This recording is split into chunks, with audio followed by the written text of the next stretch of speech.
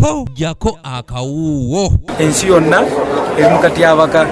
Civil Society Budget Advocacy Group ekibiina ekivunaanyizibwa kulondoola embalirira y'eggwanga kivuddeyo ne kiwabula gavumenti ku biki byalina okusaaka essira ng'ekola embalirira y'omwaka ogujja gwa 2022-2023 okusobola okuzza engulu ebyenfuna ebinaabuusesaako n'okusala ku mabanja ge twewola entakera nga bino okubyogera basinzidde mu lukuŋŋaana lwa bannamawulire olutuuziddwa e Nankulabye mu Kampala. Total expenditure will be 44,778.8 billion shillings. Kirabo Agnes Ngono ye nankulu wa Food Rights Alliance agamba nti walina okubaawo ebintu ebyesimba gavumenti byalina okutunuulira ebiseekesira ng'ekola embalirira y'omwaka 2022-2023 okusobola okuzza engulu ebyenfuna ebyagwa olw'omuggalo gwa COVID-19 wamu n'ebizibu ebirala ebiri mu nsinga entalo. Enteekateeka eno eya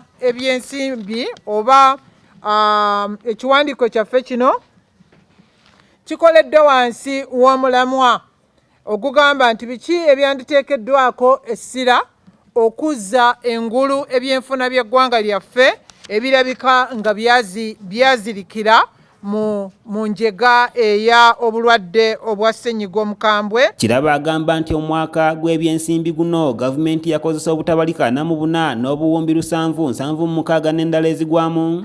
Kyokka mu mwaka gw'ebyensimbi ogujja yayongedde ku nsimbi zino okutuuka ku butabalika 47 n'obuwumbi 205 n'endala ezigwamu ng'ekisinga okubeera ekibi nti ebitundu ebisinga ku zino ensimbi zigenda kusasula amabanja getuzze twewola mu bamusiga nsimbi ab'enjawulo. Nti gavumenti eyongeza ku mbalirira yaayo oba eteekateeka okwongeza ku mbalirira yaayo omwaka gw'ensimbi guno gwe tulimu gavumenti embalirira yaayo yali yenkanankana obutabalika 44 n'obuwumbi 776 n'endala ezigwamu awo.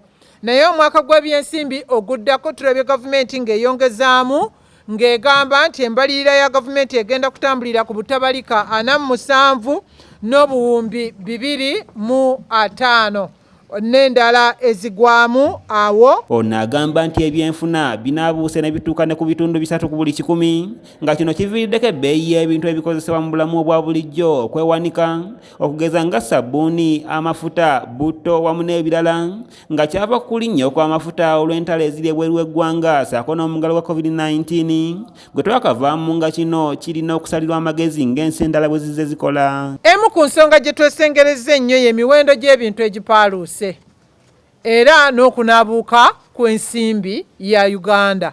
Ebyenfuna byaffe binaabuuse ne bituuka ku butundutundu nga 3 ku buli 100 okuva ku butundutundu nga 2 bwe byali mu mwezi omwaka we gwatandikira.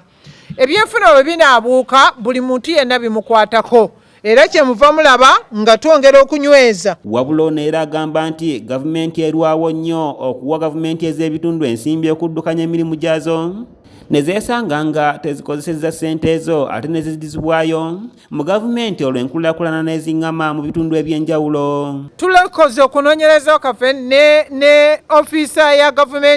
ofiisi ya gavumenti egoberera n'erondoola emirimu gya gavumenti n'embalirira nayo yekiwandiika tuweereza ensimbi ng'obudde buyise. Mazima tusanzeeyo disitulikiti eyaweebwa essente ng'ebula olunaku lumu omwaka gw'ebyensimbi guggweeko. Oluusi ne tuziweereza ng'omwezi gw'Ogwomukaaga gubulayo essabbiiti 2 okuggwako. Mu ngeri y'emu gavumenti tekoze kimala mu kusomesa abakulembeze mu gavumenti ez'ebitundu ne beesanga bakoze emirimu mu ngeri ya gadibengalye ey'okuteekateeka gavumenti ez'ebitundu okusobola okukola emirimu. Tukimanyi bulungi nti gavumenti yawaanyisa emikono omwaka gw'ebyensimbi guno ne tufuna abakulembeze abajja bangi nnyo era ebitundu bingi ng'otandikidde na ku palamenti eyo wansi ewaweerezebwa emirimu waafuna enkyukakyuka nnyingi nnyo. Abakulembeze abaali babanguddwa nga bayize emirimu engeri gye bagiteekateeka n'okugikola bangi tebaakomawo mu gavumenti kaakano eramula kuno. Namagayi Melda agamba nti bwe tudda mu byobulamu mu disitulikiti za Uganda ez'enjawulo, naddala empya agamba nga Kapera Byongo yamala bbanga ddene nga teyina bakozi basobola kutuusa buweereza ku bantu olw'okuba nga teyalina bagiwandiikira bakozi era nga bwe gubeera ne mu disitulikiti endala. Kati n'olwekyo ekisooka nti akakiiko akalina okurekrutinga abantu ke bayita ka District Service Commission. Districts ezisinga naddala empya tezirina bukiiko obwo. Tulayi district nga Kapera Byongo yamala emyaka 3 nga teyina District Service Commission. Stephen Tumusiime yakusakidde eggulire lino okulwa ABS Television. Kyali kitegeezebwa nti yali tesobola kufuna bakozi bapya mu byobulamu.